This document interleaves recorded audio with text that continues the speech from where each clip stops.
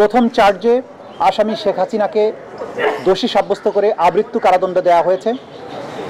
দ্বিতীয় চার্জে আসামি শেখ হাসিনাকে দোষী সাব্যস্ত করে মানবতা বিরোধী অপরাধের দায়ে 2024 সালের জুলাই অভ্যুত্থান চলাকালে বাংলাদেশে ছাত্র জনতাকে লিথাল ওয়েপন, হেলিকপ্টার, ড্রোন ব্যবহারের মাধ্যমে নিষ্ঠুরতম পন্থায় 1400-র মতো ছাত্র জনতাকে হত্যা এবং 25,000-এর বেশি ছাত্র জনতাকে আহত করার দায়ে, মোর স্পেসিফিক্যালি আশুলিয়াতে 6 জনকে হত্যা করে পুড়িয়ে দেয়া, চানখারপুলে 6 জনকে হত্যা করার মাধ্যমে যে অপরাধ করেছেন সেটার দায়ে তাকে দোষী সাব্যস্ত করে মৃত্যুদণ্ড প্রদান করেছেন।